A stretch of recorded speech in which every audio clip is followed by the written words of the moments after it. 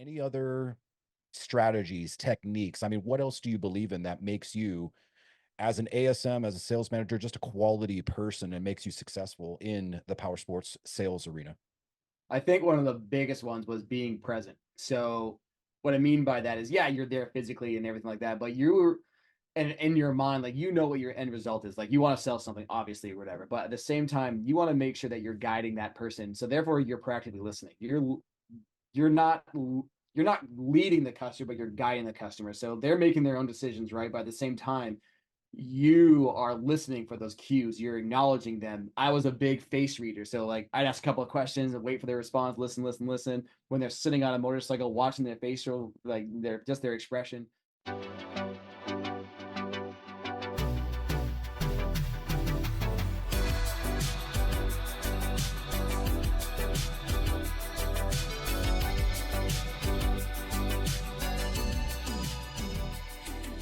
All right, everybody, welcome back to this latest episode of the Dealership Fixit podcast. I'm your host. My name is Jacob Berry, and today I've got a real treat for you guys. This is dedicated to the salespeople out there. If you're in sales, which I think most of us listening to this are, either you're in management, you started in sales, you're in F&I, you're in power sports, you're motorcycle only, you're Harley, hell, you can sell tractor equipment. But this gentleman that I've got with me here, his name is Mr. Mike Grant. And I call him Mr. Mike Grant because he is the champion. What is he the champion of? Basically, every other salesperson in the United States. Let me explain. Mike started out as the champion of the New England Harley-Davidson Dealer Association walk-around champion. He then went on to the 2023 Battle of the Bricks, and he got the championship win there around as the walk-around championship competition. Now, this year, 2024, he was the #1 USA finalist for the 2024 Battle of the Bricks walk around competition. And then when he went to Milwaukee during the homecoming just a few weeks ago, he was second place worldwide. Let me say that again, second place on the entire planet Earth of the best walk around given in the Battle of the Bricks competition. Mike, let me just start out by asking, what is it like to be the best? That sounds so cool when you say it. No, I mean it's all really about training. Like I've done so much training since I've been with Wilkins, and I would literally attest all of it to that. Do I think I'm a decent salesperson? Yeah, I would definitely. I'd like to think I am. But when it comes to like these competitions, we treat them as like, yes, they're serious, but at the same time, it's just like, how good can you be? Like what set a bar and then try to keep swinging at that and try to go above and beyond it. So I mean, what's it like? I mean, I'm still kind of giddy when I talk about it. My parents ask me every morning. Mom shoots me a text. Well, you're being humble, man. You're being humble. Let's back up a little bit and then start at the beginning. Then we'll go more into the Battle of the Bricks and the homecoming and all that stuff and what it all took. So why don't we kind of just start out with a quick introduction to you? Now that I gave all your accolades and everybody listening knows how badass you are, let's kind of start at the beginning. How did you kind of start out in motorcycle power sports sales? Oh, yeah, just on the sales side of things. Well, so what a lot of people might not know about me is I have I have a bachelor's degree in business and I have an associate's degree in IT, and obviously I'm using both of those degrees. I Oh my gosh, I've been a motorsports enthusiast my entire life. I didn't do really a lot of sports. I raced motocross growing up. I was never good at that, but I still did it. I still had fun. And then when I was in college, I got my first motorcycle, which is actually a Ducati. And then shortly after that, when I was just working at a Ford dealership in the service department, and that is when I got my first taste of Wilkins. And then shortly thereafter that, we were like, you know what, this might be a good time. And we jokingly, I bought a wide glide from here. My parents all bought motorcycles. My brother bought a motorcycle from Wilkins. And then like we're always closed the week of December, the last week of December, Christmas through New Year's. And when they reopened, we came down and my position was open. And my mom jokingly was like, "Hey, Mike would be really good at this." And our sales manager at the time was like, "Yeah, he should definitely apply." And the following Wednesday, I worked here. Nice, nice. Yeah. And So let me recap real quick. You went the college route, right? yep. Like some of us do, some of us don't, right? We kind of get into it right after high school. You got your bachelor's in business, you got the IT degree, and then you after college, you went to college in New England there in Vermont. Yeah, yeah. VTC, Vermont Technical College, right here in Randolph, which is like 20 minutes south of us right now. Yep. Okay, so you're an educated man, right? And then Yeah. one day you had the influence of your parents, right? And they walked in to Wilkins. Maybe you've been there before, maybe you haven't, but now you're an older, adult at this person, graduated college, and you're like, man, let's talk motorcycles, right? Who Yeah. did you first meet? John Lyon, the general manager, co-owner of Wilkins? How did you kind of get introduced to the team It there? was actually John Sargent. So my friend AJ wanted a motorcycle. He was 62 years old at the time. And AJ wanted to have a motorcycle. He's like, I want to try this Harley. And I was like, okay, well, I was just, like I said, 20 minutes south. And I was like, I'll meet you at that shop. Sure, cool. I had my endorsement at the time and he didn't. So I came in and it was during one of like the first renovations in 2000. That must have been 2012 at that point. And so like during these renovations, the only clean motorcycle in here was my friend AJ's that he ended up buying. But John Sargent was the first person I interacted with. And he let me ride the bike around the building. When I came back, I was like, well, AJ, it's sick, so you should buy it. And then after that, so it was like 2 years of being like a customer here where like I never actually bought anything until I bought my wide glide like right at the end of my college in 2014. And then so then my first day was January 5th, 2015.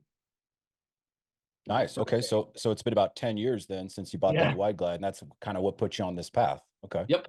Yeah. So And I shortly sold the Ducati shortly later and I haven't looked back. it's been all Harley all the time ever since. Okay. So you're an assistant sales manager now. How long have you been an assistant sales manager, and how long did it take you, on the sales floor, to get to that position there?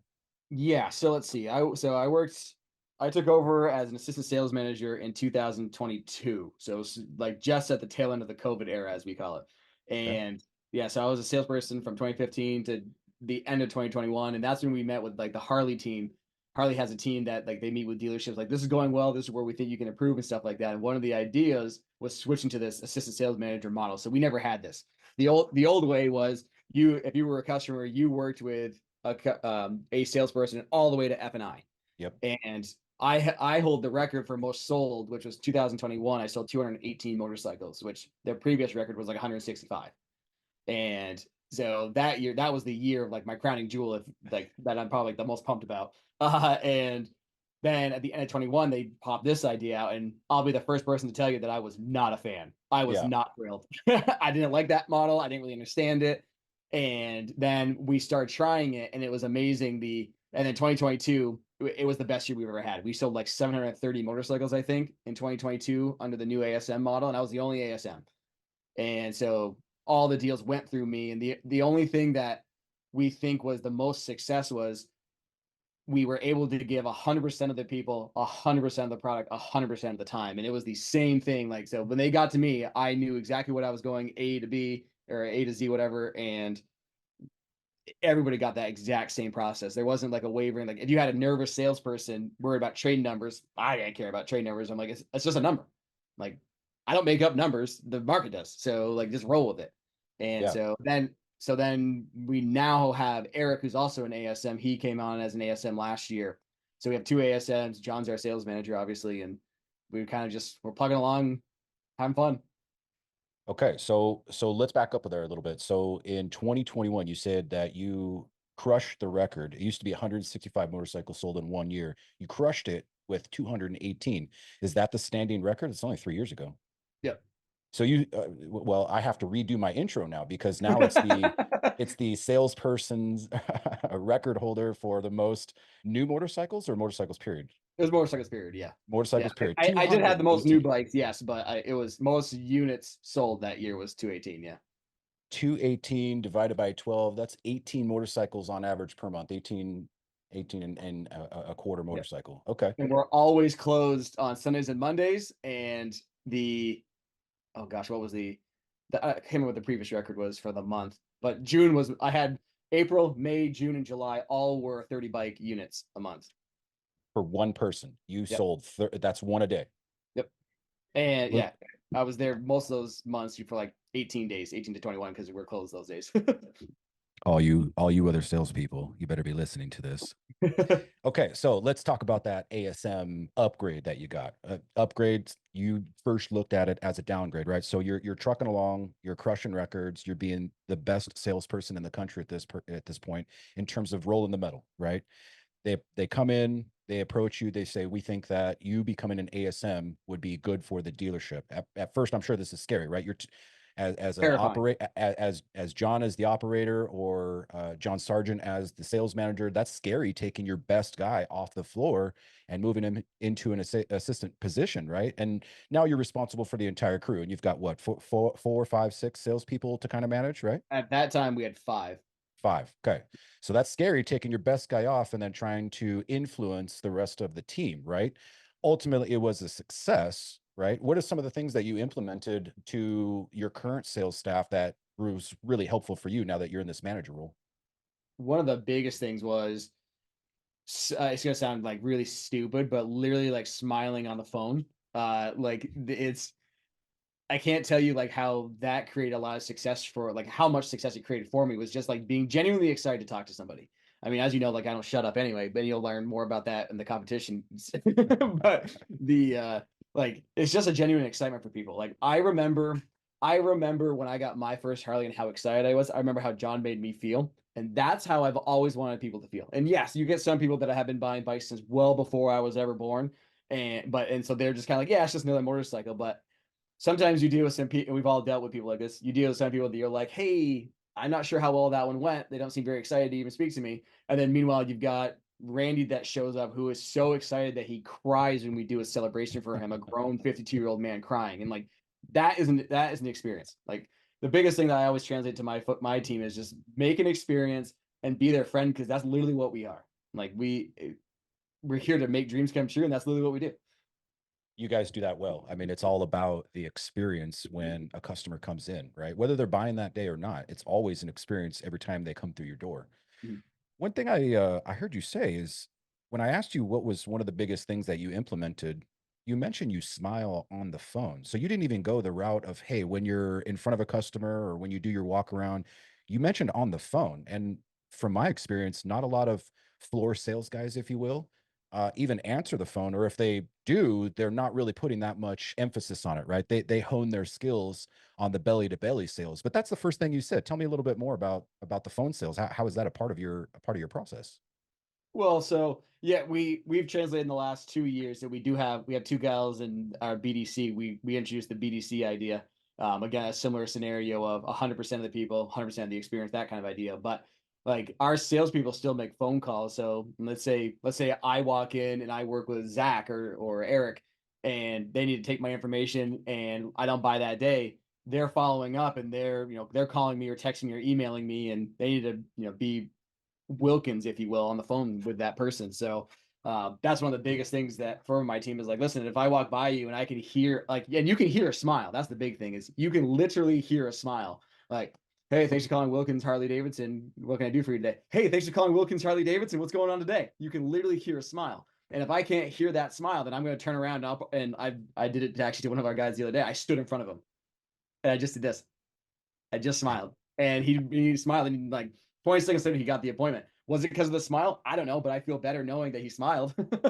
It makes a difference, right? Smile and It dial. does. Yep. Okay. Well, what are some of the other things that made you a successful salesperson, more or less on the floor? Like, Yeah. obviously, we're going to talk a little bit later on about your walk around skills, because that's what won you the championship with Harley Davidson. But when a customer hits the door, what's the first thing that you do when you're greeting them, or what's the first conversation you start talking about with them? We have a pretty set process here at Wilkins, meaning, yes, we want to make sure people are taken care of. We want to make sure we're getting in front of people and like progressing something if there's anything there. But at the same time, you don't want to overburden somebody. So we're not commission based here at Wilkins. So what that basically means is, one, you can buy from anybody and we're all taken care of. But two, also it's a very, very low pressure sales environment. So my big thing was I always went a different direction. So like if I saw, at the time I had an office, but we literally, someone would walk in the door and I would walk out of my office. I'd always get up, always movement. I never stayed in one place, but I never went at them. I went that way. So like they'd come in the door and I would immediately head towards the kitchenette and be like, hey, how are we doing? And normal society is they're immediately on guard. And I would just say, hey, how are we doing today? And most people would be like, no, I'm good. Just looking. Like, okay, cool. I'm in the kitchenette. Can I get you a cup of coffee? Like I had that movement. I was always moving in a direction. And I actually learned that from John Lyon, our third generation co-owner. He is always moving. And whether or not he is actually on a mission, that man is always sprinting. I mean, he walks so fast. So I don't walk as fast as that, but I move with a purpose. And that was always a big key thing for on the floor is I have a direction that I'm going, and I'm always going to circle back with that person, whether or not I did get them a coffee or a water. But I always went back to that person. It was like, hey, what's going on today? You see what's new and exciting? Can I show you something cool? Whatever. Now, once you get past that point of the awkward, breaking of the ice, right? Can I get you a cup of coffee? What are we looking at today? You're not here to buy. Okay, cool. What do we do then, right? You've broken down that kind of wall of that customer guard, right? What happens then? So I guess it depends on what they're looking for. So if I had a little bit of an inclination there, they were looking for a motorcycle. There's your dive in where I like to open the door with, what are you riding? And then, because everybody's going to talk about their own motorcycle, right? Like if Yep. you ask me to talk about my motorcycle, I'm probably going to spend the next 20 minutes telling you about all the crazy things that I've done to it or whatever. And that's where you can kind of like pick it apart and like, hey, well, what's it not doing for you? Or what's one thing you would change about it? And sometimes you get an actual sales lead out of it. Sometimes you might find a way that you can get involved with service or the parts and accessories. You can kind of build a relationship that way or whatever. I'm a firm believer also in a drip campaign, meaning if I get your information and you don't want to buy a motorcycle within the next like year or so, I'm probably still going to text you like once a month or something like that, invite you to an event or call you or something. But that was also one of the big things, was finding out how the person likes to be communicated with. Because if I tell you I'm looking at a car or something, if I tell the salesperson, hey, just text me during the day, like don't call, and you call me, I'm probably never talking to you again. And that's just how I am as a person. Like I've requested that like text is the only thing that works for me. I work in sales, so I can't take phone calls during the day. Yep. And I'm getting a phone call from Bob over at XYZ dealership. I'm never calling Bob back again. Like the one request I had was, please don't call me, and you called me. Yeah. For a powersports dealer, there are a lot of moving parts that have a direct impact on your income. That's why Moto Hunt Premium was developed. Designed specifically for dealers, Moto Hunt Premium allows you to quickly and easily manage your inventory with streamlined pricing data from competitive dealership listings, JD Power Pricing Guide, and National Powersport Auction wholesale prices. Moto Hunt Premium also automatically identifies potential issues with your online listings to help you move your aging inventory and maximize your gross profits. Contact us today to take a test ride of the all-new Moto Hunt Premium and see how we can help your business grow and sell more inventory.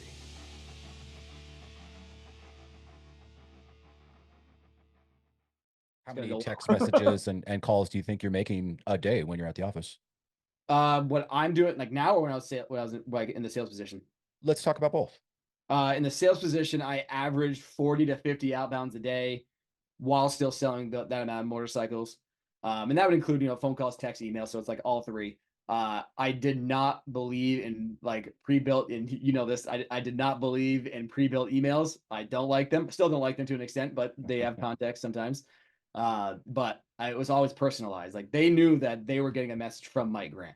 Yeah. Now, I usually, in the position that I'm in now, I deal with I deal with the entire sales team, and I'm typically in charge of anything BDC is doing too. So I'll make, it's probably about half now, 20 to 25 a day or something like that. But there's a lot of them. I'm interacting with that same customer a lot more in a day than I was before, because they're probably ones that we couldn't progress. Therefore, I have to take them over now.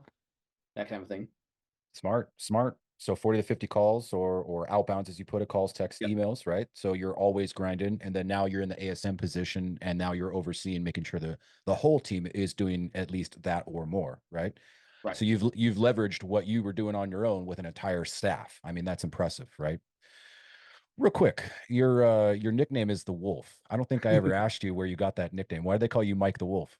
So if you email into like just like the management team or something like that at Wilkins, so like some of us have spirit animals, some of us don't. Spirit animal it's a very closed society here at Wilkins where the animal has to come to you, so to speak, and then there's a lot of crazy things that happen from there. But the wolf came in 2015. There was a salesperson that was talking with a guest, and I had nothing going on that day. So I'm just doing my normal outbounds, but I was listening to this entire sales process happen in front of my office, literally in front of my office.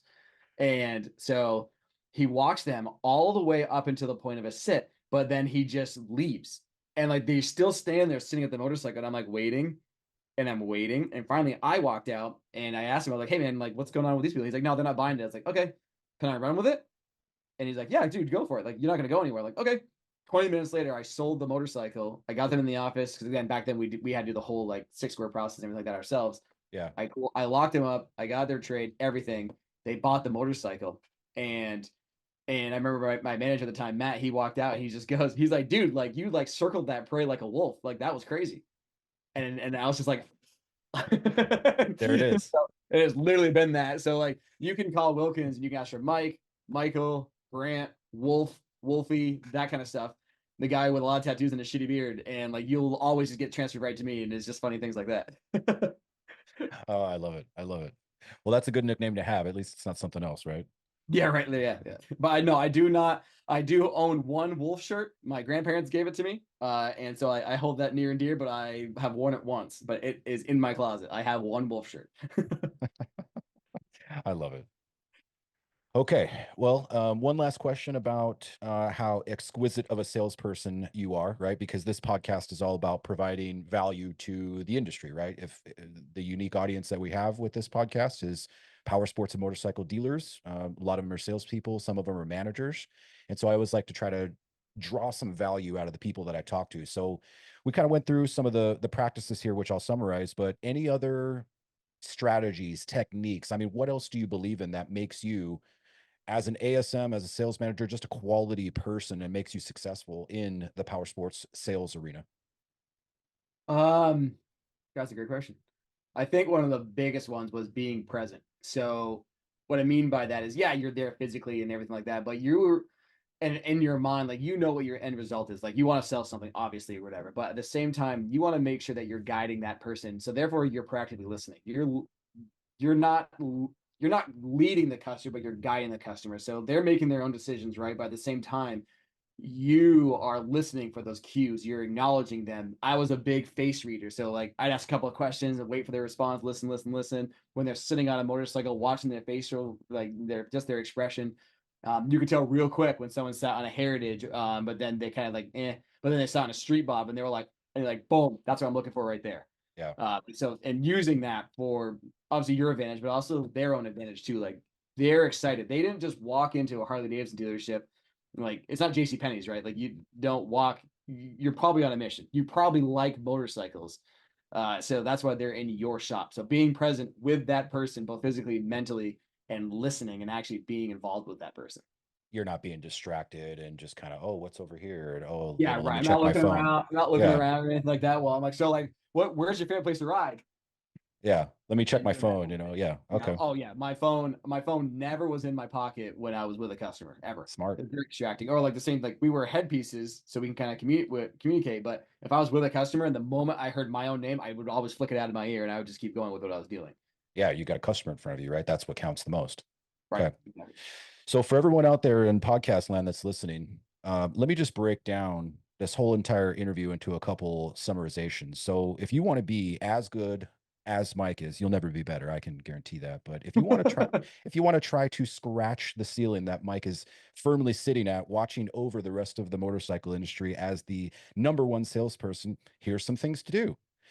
The first one I got on my list is, have some good leadership. That's easier said than done, obviously. But you obviously, right up at the top, you got introduced to the Johns, John Lyon, John Sargent at Wilkins Harley-Davidson, and they've just been a great influence on your entire career and just provided you a ton of leadership.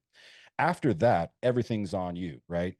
You're making calls, which I don't think a lot of salespeople do, or they fight the managers on, doing quality follow-up, right? If they don't have a person in front of them, typically managers are busting balls to try to get their salespeople to make the follow-up calls or make some outbounds. That's one of your cornerstones, right? That's the first thing you said that makes you successful. And as an ASM, you get up from the desk, right? Again, this is just my observations in this industry for the last 12 years, is that a lot of managers, they sit behind their desk, they don't get up and greet the customer. You do that consistently. When you're talking to customers, you like to pique the emotion on it, right? You're asking questions. What do you like about your current ride? What do you ride? Where do you ride? Right? You're there, right? You do drip campaigns, so your follow-up is not only that day or the day after. I mean, you're months, weeks, months, years into a follow-up with that customer if you've got their information. 2.5 years is my longest one. 2.5 years? Yeah. That's crazy, man. That's crazy, right? You're in their phone or you're on their voicemail or you're in their email inbox for 2.5 years until they buy, right? That's crazy. That's another championship ring, I think. Okay. And then you're finding out how they like to communicate. You said that was pretty important to you, right? If they say, do not call me, you do not call, right? And so Right. you're very weary of how they like to talk, to you in the sales process. You're making 40 to 50 outbounds. That's calls, text, emails, folks. And the last thing that you said is, I mean, you're being present, right? When you finally do get that customer into your showroom, into your home court advantage, and you're going through this process of leading them through the buying journey, they're making the decisions, but you're leading them. You're with them, right? You're not checking your phone. You're not running to the back. You're not scarfing down lunch. You're not getting a drink of water. You are there until the process is done with that customer all the way through. Yep. Does that pretty much summarize it? Yep. The one thing I would change, or not change, but just add, that 218 motorcycles that I sold in 2022, that was the record for Wilkins. And my biggest mindset was always, there will always be a better salesperson that can sell something. But my goal was always, I want to create the better relationship. I have families that have brought their grandkids now to buy motorcycles from me, which is crazy to think about. But like, it's one of those things where like I knew that there was someone one state over that slaughtered me that year. He did 350 motorcycles that year, but he's no longer there. I'd say So you have like, the longevity then. so it's Right? one of those things where like, yeah, you pumped out a lot of iron and you probably made some really good relationships. And I mean, there's no one can say that that guy was not successful. I look at it and go, listen, I know I set myself a goal, especially that year. Like we had like a monthly sales target, and I was like, I want to be half. I had 5 salespeople or 4 salespeople, whatever time of year it was. I want to be half the sales. I want to be responsible for half of them. And did I always get that? No. Sometimes I did. There was one month where I was like 75% of RT, and I was like, that's what I wanted. But I also never beat myself up. Like, no, not everyone's gonna say yes, right? Like, you know how many no's I got before I sold those 218? Like, Oh, I got a lot, thousands. I got a lot of no's. And it's like, okay, next. Some will, some won't. So what? Someone's waiting. That's what it Say it was. again. Some will, some Some won't. will, some won't. So what? Someone's waiting. I like that. Yeah. And there with that was like, yes, like some people might be like, oh, that sounds kind of arrogant. Not really, because I would probably beat that horse until it was so dead that I was like, I should probably go try something else. Okay. Like, and just move on that way. But I was also known as king of declines. Like there was a point where I'd bring a 6th grader to Jenna's office and she would take a deep breath because it was probably going to be a decline. And I'm Yep. like, build the excitement, you put them in the office, they can do it great. If they can't, then now we start a different process, a decline process, and being like, Yep. well, how do we make it work? What do they need? Do they have anything to trade? Do they have a co-signer? Like, I would not take a no until I just knew that's a no. That We're one's going a to no. work it anyways. We're going to work Yeah, it right. anyways. Yeah. Yeah. Okay. Well, thank you, Mike. Well, let's talk about the worldwide walk around championship for Harley-Davidson. Congratulations again. Thanks. Second worldwide. So let's first talk about the preparation for the competition. So you mentioned early on that you had a training regimen for a month, 2 months, and it was every day that you would show Yeah, up. it You was. were practicing. Yeah, so they launched. I think they launched the battle. This year's Battle of the Bricks in April, and then so every like 2 weeks there was like a different leg. So there were 3 rounds this year. Last year there were 4 rounds, but they announced the final 8 in, I think it was mid-June. I can't remember exactly when it was. And the actual competition was July 22nd. So we had a Mhm. month to prepare. But when they announced the finalists, the top 8 for the world, they're like, you will stay tuned. We'll give you the profile. And we're like, okay. And last year it was a week, so it really wasn't that long. We're like, okay, cool. Like we'll start training once we get the profile. Well, this year we're like, I don't really know if that's going to be the case. So like we'll just wing it. So the Johns, I call them the Johns. The Johns made their own customer profiles, and so like they would like rotate them. They would throw curveballs in. Sometimes the customer could speak, sometimes they couldn't speak. One day I walked into the room. We had it set upstairs. We had a couple bikes upstairs. I walked in where the Street Glide usually was, and it was actually a Heritage. And John told me, "Congratulations, this is actually a Road Glide. Do the walk around." And so and he gave me 2 minutes to look at the new customer profile. And the only thing I missed on that walk around of a Road Glide, which was actually a Heritage, was the pockets, to opening and closing the pockets. I knew where everything was on like the Skyline OS, where I wanted to talk based on the talking points. And afterwards, he even went to a Street Glide and looked up. He goes, "You knew where?" He's like, "It was like the third one down on the second page of this," and I knew where all it was. Wow. But then the profile came out on July 10th. We were prepping it as like all the other trainings beforehand, so like a month of training. was as if they had bought the bike and this is my final walk around before they take off. And that's the way it was last year. The competition last year was they bought the Pan Am. You've done all the steps up to the Pan Am. Now you're doing the final walk around. We got the customer profile this time, and it wasn't that. It was as if they just walked out of service and were like, hey, I think I want to look at one of these street glides. Okay. So we rechanged the entire thing, and we had like different talking points. And Harley's big thing was they wanted you to have 3 to 5 talking points on a motorcycle. And we can get into that later, but I had a big problem with that as a quote unquote professional salesperson. I was not thrilled with that. And so like we had to redo the entire training, and we went to Milwaukee, and that flight alone was a nightmare, but here we are. what were the 3 to 5 points that you disagreed with? So what I wasn't a fan of was and like the big talking point. So Charlie was the customer. Charlie had a 2019 limited that's very key. And they had done 50,000 miles on. So that's 10,000 miles a year, and they're in for their 50K service. And me, in my own thought process in head, you want me to break someone of their love for their motorcycle with only 3 to 5 talking points. I just don't think it's possible. Like John Sargent I would say John Sargent is a better salesperson than me. The man is a genuine animal, and he's just does an amazing job with like building excitement. But that man I know could not break me of my love for my 2018 anniversary Street Glide Special and 3 to 5 talking points. Good luck, have fun. And that was my issue. I just don't think I don't think it's possible. So like how many do you think it would be appropriate? Oh, 10. 10. Okay, so double what they wanted at the competition. Okay.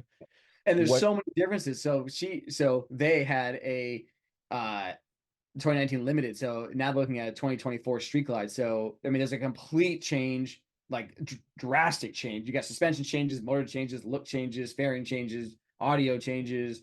Yeah. They also threw in the curveball that the bike was fully loaded in accessories. I mean, and it had a ton of accessories on it. And we found out at the same time, and I'm like, I gotta incorporate the accessories. So here we go. Let's rock with that. But still maintain 3 to 5. And I was like, nah, it's not gonna happen. But you prevailed. You did it anyways. Would you mind sharing the 3 to 5 points that you ultimately landed on that got you the championship? Yeah, absolutely. So the most amusing thing to me, I think, about all of it is afterwards, so like when we got into the very final like scoring, like we'd all 8 of us had gone. 2 of the folks had interpreters because obviously their English wasn't their everyday language. So like they brought in someone to actually interpret and stuff like that, which is great. But I went over, so it was a 15-minute time limit. At 13 minutes, they give you a 2-minute warning, and I'm pretty sure it's recorded. And I said out loud the F word. Pretty sure it's recorded. Anyway, and because even the head judge, Jonathan, he like heard me and he laughed. Anyway, I did 17 minutes and 24 seconds. So I was 2.5 minutes over. And they told me, they were like, your biggest deduction was the fact that you went over on time. And everybody who knows me laughed when I told them. They're like, yeah, no way. Mike doesn't shut up. No way. So there's that. But yeah, so I started out in the front end. So the 3 main focuses for the customer, Charlie. So Charlie, we anticipated it being a girl because we're like, Charlie, you can go like that name. Yeah. We're like, and I don't take this as like in the wrong way, but like you need to alter how you're doing your walk around. And not because, I mean, let's be real, ladies are definitely smarter than men. Everybody knows that for sure. But picking the motorcycle up specifically or doing something specifically with the bike, you need to tailor it differently. So like taking the touring pack off might not be as easy for a gal as a guy or whatever, or just like certain things that you're moving around like the motorcycle or whatever. Anyway, so I talked about, or Charlie's big focus was comfort, storage, and Apple CarPlay. Those are the 3 things non-negotiable. You buy all that's totally better. Talk about that. But if you're standing in the front of the motorcycle, like you're now, you built your value in Wilkins or your dealership, and now you're going to go right into the motorcycle. How are you going to bridge that gap? Yep. Looking at the front of the motorcycle, a 2019 limited versus a 24 Street Glide, the first thing you see is your fairing. It's completely different. You have less lights on it, or like if you're not in it every single day, it looks like it has less lights. Your limited has 3 headlights, right? Your day maker with your passing lamps, plus your blinkers on the bottom. When you're looking at a 24 Street Glide, you've got your Omega headlight, you've got your Eagle Wing lights, and your Eagle Wing lights are running lights, but also your blinkers. So they're integrated in the fairing. You have more, but there's less, right? Yeah. So how do you bridge that gap? And so I was like, all right, I came up with the idea of like, well, comfort is, yes, a physical thing, But wouldn't you agree, Charlie, that somewhere in your mind, comfort's also a mental thing? And she kind of like squints a little bit. And what I mean by that is it's a safety thing. You want to, of course, at night, you want to be able to see, but during the daytime, you want to be seen, right? Yes, well, follow me in the front. And then that's how I got into the lights and stuff like that. And of course, it looks badass. And that was my like tie into that. So then by the end of it, like they're doing this, and I do a lot of nodding when I'm talking to get that person to nod and engage and stuff. But so then I went from there. While I was in the front, I talked about the braking system. And I'm glad we're talking about brakes real quick. They're an upgraded rotor. They're a 320 millimeter rotor versus 300. And while we're talking about brakes, wouldn't you agree, Charlie? After 50,000 miles, you probably had a few scenarios where you're happy that you had ABS. Yeah, of course. Awesome. And it was great because she could actually talk. Last year, the person could not speak. They literally just nodded or they shook their head. Yeah. This time they spoke to you. So she was like, yeah, no, I'm glad I had ABS. Okay, cool. And what if there was a system on the bike now that enhanced that linked ABS system and even gave you more control? Wouldn't that be kind of nice? And she was like, yeah, like great. Because this bike has what's called reflex defensive rider systems. And because her 2019 didn't have that, that came out in 2020. Yeah. That's probably going to be pretty important when you're talking about on your street glide. So from there, I went to the new cooling system, and the cooling system was, oh my God, I love this one, because with the new ones, obviously your twin cooling system, you no longer have to have the lower fairings, right? Well, for a lot of people, lower fairings are a huge win. I have to break her of that, right? Like, hey, you no longer needed to have, you're required to have lower fairings for your twin cooling system. So like I took it in a complete different direction because I don't want to bring up wind protection or keeping you warmer on a cooler day. I need to talk about the cooling. Redesign, blah, blah, blah. It's now in the bottom, in the front, behind your front fender. And you can actually force that fan on. So like you click on the on switch, and once the fuel pump's on, you roll the throttle back towards you like you're accelerating. So in that moment, I did that all in one motion. I brought her down, like knelt with her by the bike, and I had to put her hand right under where that fan is. And just as she got her hand there, because I did it all in one motion, that's when the fan kicked on. So you hear the fan, but you can feel the fan too. So like, let them know, like, this is what it's doing. And there were about 10 to 12 judges. Every single judge, they were told, obviously stay calm, don't move around, don't do anything, whatever. Every one of them moved. They all leaned forward, like, ooh. And even Jonathan, he was the head of the competition, and like he was the fact checker. Yep. He literally stopped. He told me afterwards, he's like, I was writing and I heard the fan kick on, and I literally started to stand, and I sat myself back down, like, what just happened? What? And then I kept going from there. And then I talked about suspension changes. John Lyon, at the last moment, because again, we knew that John Lyon came with me. John Lyon told me at the last freaking moment at our last training we did that morning at like 6:15 in the morning, he goes, I wanted to take the touring pack off.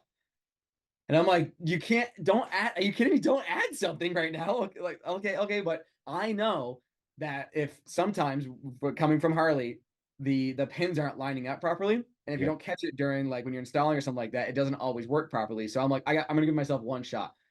If I push those pins and try to rotate and they do not turn, give up, move on, immediately cut it, pass, peace out. Well, I knelt down with Charlie behind the bike, and the left pin was already turned. And I'm like, yeah, okay. And then I reached up and I grabbed the right one, and it turned perfectly. And I immediately looked at her and I winked, and I was like, you're going to love this. And I popped it with my shoulder. And that's what, like, folks that aren't, necessarily stronger, and I'm not a strong person. I don't work out. I'm the first person to tell you that. But so like use your shoulder as leverage. So I popped it with my shoulder, and as I did, I just lifted and used the momentum and turned and put it on the shelf behind us. And her eyes were this big. And I was like, look how easy that was taking the touring pack off. How awesome is that? On your limited, if you didn't have a quick detach system, and even if you did, you got switches and clicks things, you have to unbutton and blah, blah, blah, and unhinge. And she's like, oh my God, like that was so cool, blah, blah, blah. And then I moved on from there. And at my 13 minutes, my 2-minute warning, I wasn't even into the Skyline system yet, where I only had like 2 or 3 talking points in there that I know I wanted to hit. And at that point, I'm like, shit. Like, great, cool, awesome. And I'm like, great, sorry, keep going. I'm like, in that moment, I made the conscious decision, don't stop. I don't want to stop here. I know where I want to go as a salesperson to get her to break her love of the excitement and blah, blah, blah. And I did a quick check in there. I did a recap, talked about some of the key points, blah, blah, blah. And then I kept going. And at the very end, I knew I needed a closing. And Harley's putting a lot of emphasis on test rides and stuff like that. But in this moment, I was like, I need to get a handshake from Charlie that something's happening here. So I did a quick closing or whatever and like that. And I put my hand out like this. I was like, so I can't remember what I said exactly, but I literally just put my hand out like this. And she immediately grabbed it, shook her hands. And I was like, and time. And like, so there's 17 minutes, 24 seconds, but everybody clapped. Jonathan came up to me afterwards. It was just like, Mike, like, that was awesome. like, can you show me again real quick? How do you turn the fan on? So like, I taught the panel of Harley judges something about their own motorcycle. Oh my gosh. They didn't know. I did the same thing last year with the Pan Am. It was great. But they didn't know that you could force the fan on. Yeah. So So what is it like? What is it like now, right? You've done this months of training, right? You've had to change your approach, add some things, take some things out. You did an imaginary road glide on a heritage, walk around. What is it like coming back now and carrying this burden of being at the top of the hill, the goat, as they say? what's really cool is like, again, the amount of support that I've gotten just from Wilkins in general, whether it be the Johns or any of the other folks from management who I've been a part of Wilkins with for 10 years now.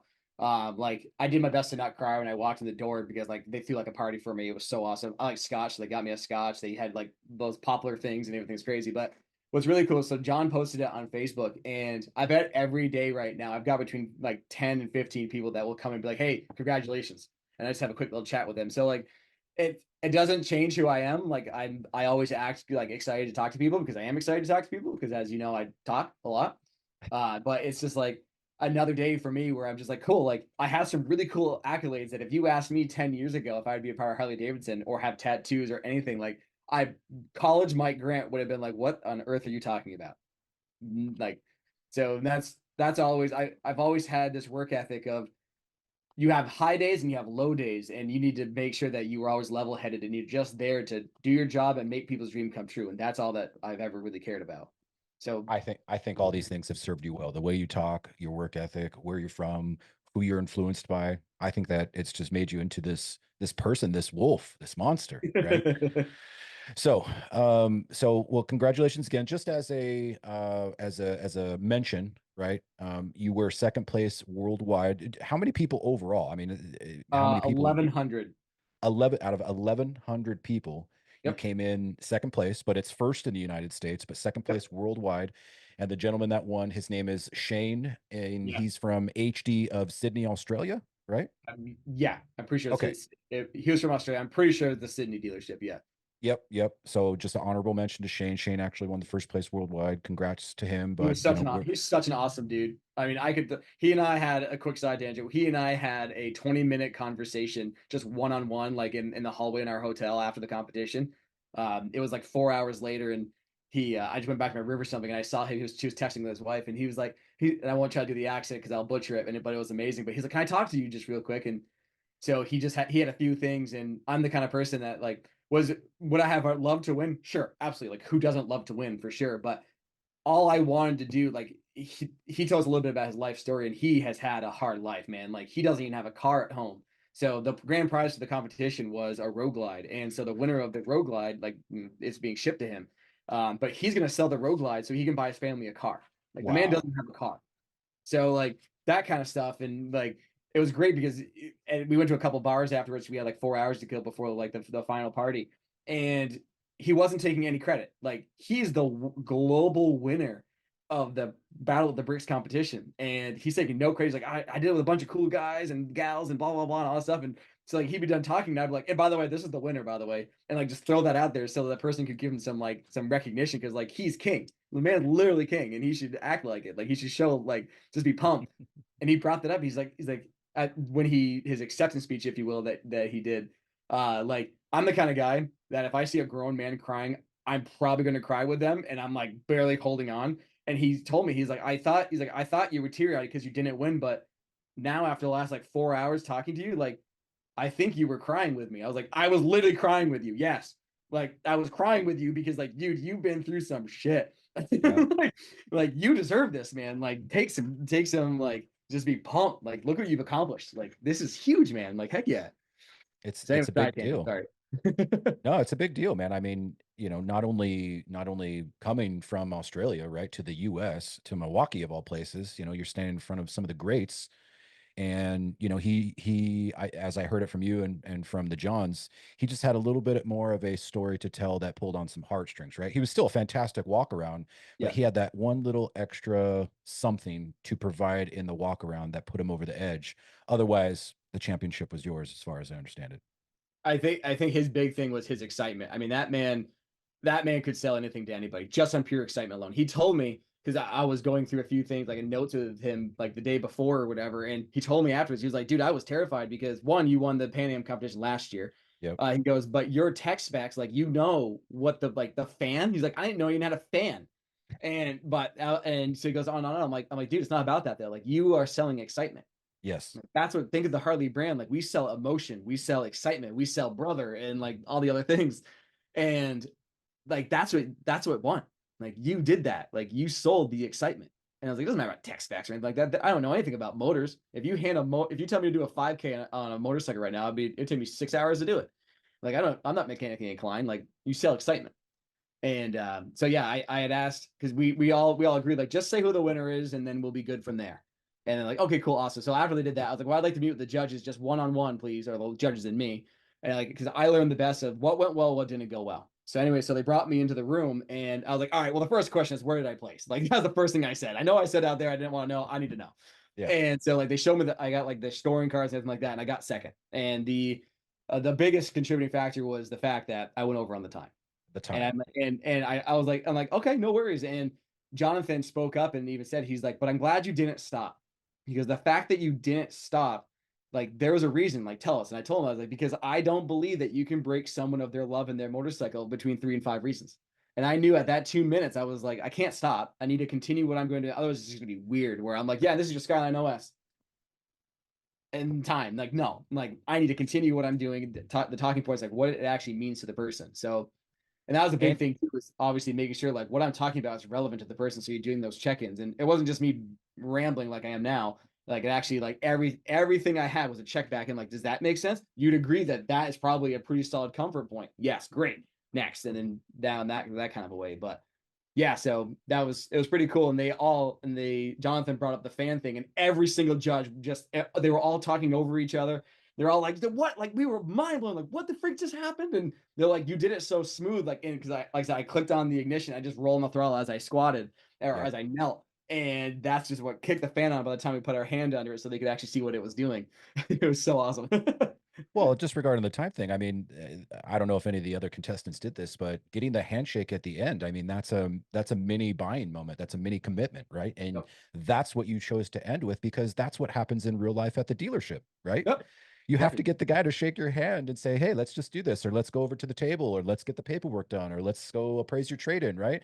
And boom, you got your arm outreached, and they take it and they shake your hand, right? That is the close at the very beginning of this whole buying process. So I think you're a winner. I probably would have scored you better. But the time, there are rules, and oh yeah, and there's real, like, and I had my mother-in-law it was the funniest, because my mother-in-law, she's like, I just think that's ridiculous, blah blah. I'm like, no, it's not. I'm like, it's there for a reason. I'm like, 100%. And I literally made the conscious decision to exceed it because I wanted to keep going.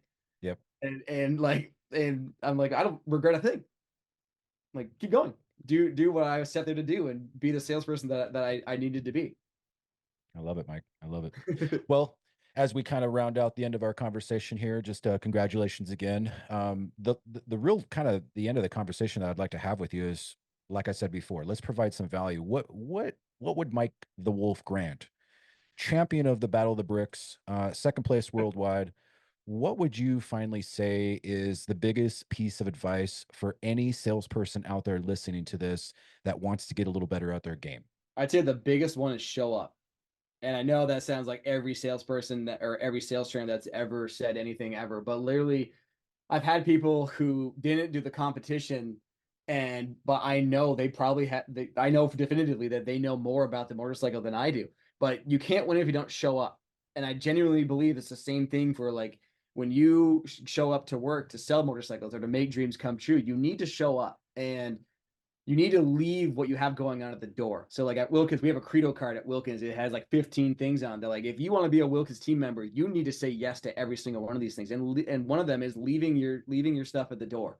So it's hard. Like, if you have a lot going on in your life, it's hard to leave it at the door. But like, a customer should never know you're having a bad day. And I don't care if they're just walking through the door for that free cup of coffee, or if they're there to buy a motorcycle at the most extreme, right? And buy a stage 4, or they're doing a 135 crate motor, whatever. They should get the full you. So you show up to work, ready to make dreams come true, and not let what's going on at home affect you. again, there are things that go on. Like a year ago in January, oh my gosh, it's almost 2 years ago now. Both my grandparents passed away within like 3 weeks of each other, and they were huge influences in my life because my parents worked hard. They were always at work, working hard. So if I wasn't at school, I was with my grandparents, and my grandmother had me mowing at a cemetery at 6 years old.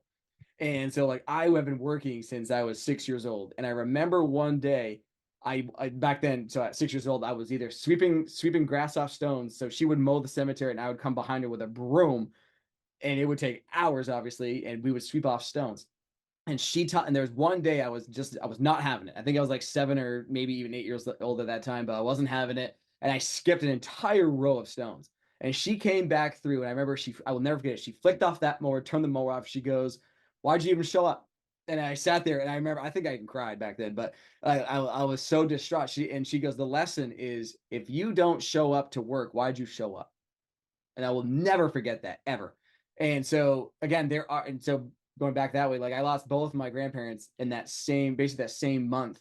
And they were such huge influence. But I came to work every day because, one, neither of them would ever want me just sitting at home being sad and stuff like that. So go to work and make dreams come true. And I have, my grandfather was kind of on Facebook, kind of not really, he never posted anything, but he would comment, and very, very rarely comment, or he'd like something subtle. And I have one comment, the only thing I ever saw him comment on for something Wilkins related. He said, "Grandma and I are so proud of you." And I have a screenshot, and I will never delete that. I will never let that thing go. I have it saved. But no one knew about it. I didn't want people to know about it. It wasn't anyone else's business. I came to work. I sold motorcycles. I made dreams come true. And I went home and I did my thing with my family or whatever. But that's what I genuinely believe is, you show up to work. If you cannot leave it at the door, talk to your manager, say, "Hey, I'm struggling today. This is what I have going on." And if your manager is the level that they should be, then they should be like, "Cool, take the day. You're good." If you can't power through it, they shouldn't have you be making phone calls for them. Like, your head's not there. And again, it's not always possible to not have it or leave it at the door. So you need to be the adult and also say, "Hey, I can't do this today." Or you buckle down and you make it happen. Man, such sound advice, especially now. That was a long-winded one. Shocking I didn't win, right? Oh, but Mike, you're sound. I mean, when salespeople, and anybody in the dealership for that matter, that deals with customers, when they show up every day, it's a show. It's entertainment, right? You have to put on your little actor persona, right? And you have to be the person that the customer expects you to be. And that's to show them the kind of experience that they expect when they walk into the dealership. And it's amazing that you're able to hold this constitution and just be the best that you could be every day when you show up. I'm sure you have bad days just like the rest of us, right? Oh, yeah. The goat will always have something to deal with personally when he goes home, but just showing up every day, I think that's the greatest advice you can give anybody, especially the young ones out there today. Mm-hmm. Well, I think we should end it on that note. So again, we're talking to Mike Grant.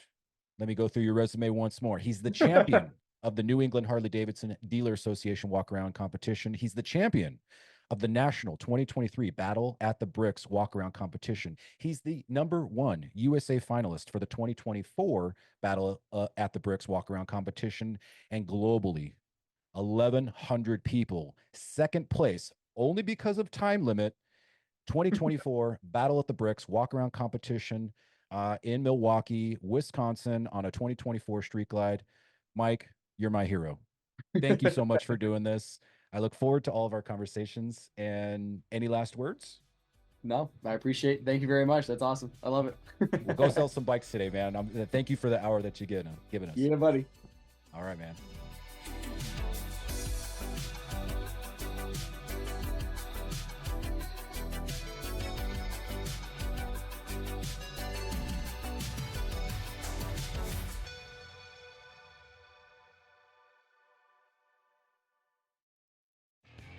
If you're a motorcycle and power sports dealer, you already know the biggest marketplace websites are clunky, slow, and riddled with ads. Even if you pay big bucks to list your inventory, your competitors can pay even more to outrank you.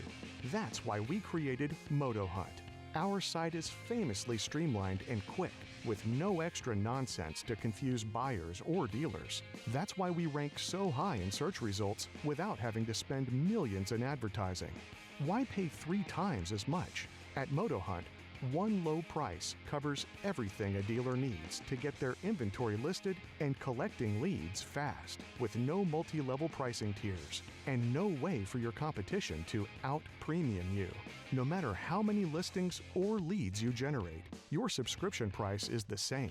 Click the link to find out how MotoHunt can help you start generating more leads today.